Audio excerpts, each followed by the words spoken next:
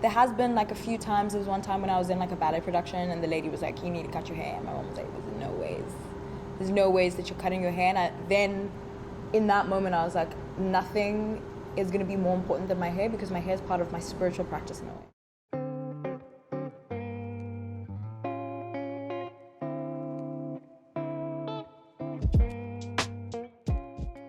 Hello, my name is Ntsimedi. So I'm from Johannesburg. I moved to Cape Town to study at UCT, and I just ended up staying here after graduation, looking for work, finding an agency. I really like the life that I built for myself here, and I just didn't find myself going back home. I'm a freelancer, so I have a lot of jobs, so it just depends on the day. Sometimes I'm like working front of house at an agency.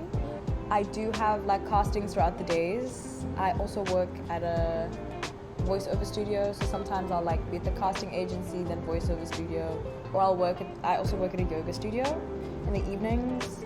Weekends I also work at the yoga place, and I do my own yoga sessions as well on Sunday. If I'm free, I'm at the beach. Because I've done and I've grown up doing so many like different art forms. Like I played instruments when I was growing up, I was in the choir, I did ballet, and acting is like my main thing now. But I think because of my classical ballet training, because of my musical training, it's made me like have different soft skills that I didn't really realize that I had before. And sometimes I forget that I can like also sing and dance, which is cool. With yoga, I started doing yoga in lockdown because I didn't want to do any of the set like movement work that we had to do, so I just decided to do my own thing, and it was just it really helped me feel grounded and connected to myself and my body. And then I did my yoga teacher training last year, which was like the best experience, one of the best months of my life. I think I met so many incredible women, and I really wanted to help other people like come home into their bodies, to feel comfortable and confident in their bodies. I also wanted to practice teaching and just have like free access to yoga, because yoga can be really inaccessible nowadays, especially in Cape Town CBD. So I just want people to be able to have that like outlet. Where I see it going in the future, hopefully I can have like my own space or find a space to rent. Being more consistent with it, maybe having a few classes during the week, that would be really nice. Some private clients would be nice as well. Like that's a realistic goal in the near future, I think. There's so much magic in creative exploration. I think also just being like a writer, a performer, like you really are reflecting the world that you live in. You are connecting your culture with other people's cultures, like you're living life, and I think that's really important. And it's also like really spiritual work.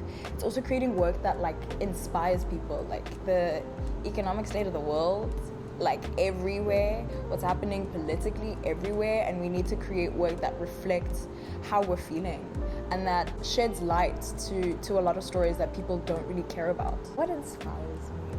I think my friends inspire me. I have a lot of friends in like the creative industry who are stylists, who are head of art direction. I'm also really inspired by like a lot of South African practitioners. Also like people overseas, like FKA Twigs. I want to be her when I grow up. I want to be her friend. Tyler's also really cool. She's doing so amazing for herself.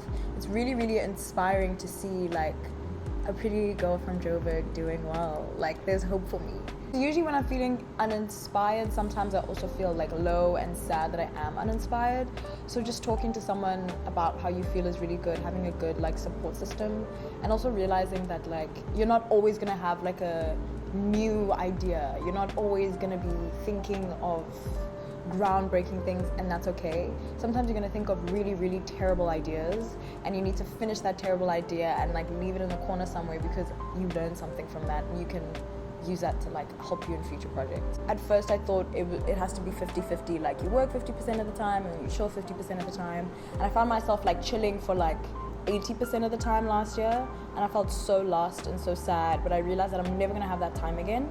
So just to like use that free time that you have, and sometimes there'll be times where like I really, really want to work and I feel so guilty for not working, but I actually need to take a step back and rest. So it's also just about like being present. How am I feeling? Is this working towards a goal? Am I just working hard because I feel guilty? Like where does that guilt come from? That's the type of thing that I think about when I'm trying to find balance. I feel the most like myself recently, like being at the beach.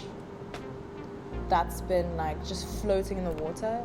Usually I'd say I feel like myself when I'm dancing, but I'm currently injured, so I can't really dance. But I think, yeah, being connected with nature, like I feel really drawn to like water, so being by a waterfall, a river, an ocean, I feel really calm and grounded. Talk to us about your relationship and your journey with your hair.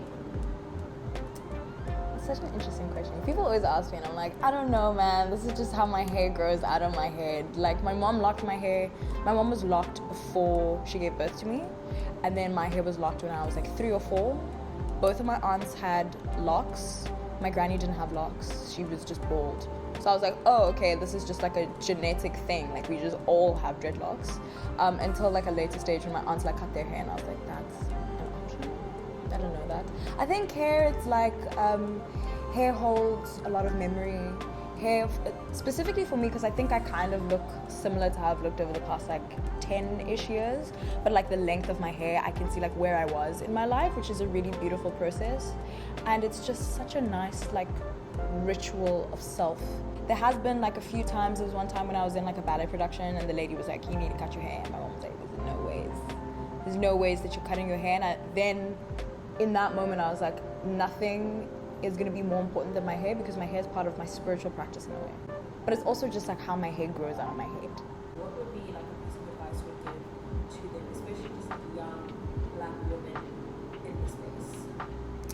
I think firstly just do it. I think it's also really important to study, not necessarily through like a institution, but like you can go to the school of YouTube. If you are in charge of like what you learn, I think it'll really, really help you in the type of work that you do. Read those articles, watch those interviews. I love watching like actors' interviews and stuff. You learn so much from so many people. Speak to people around you. Even if you're talking to someone who like works at a cashier, like ask them about what their experience is like. You can learn from so many people. So I think if you just are inquisitive and you just try learn, that'll be the best thing for you. You can follow me on Instagram. I have a photography page, I have my yoga page, and I also have my main page. So just follow me there, stay updated. Maybe follow me on TikTok. I want to try be on that a little bit. Cool. Yeah. And cut. Yes, that was good.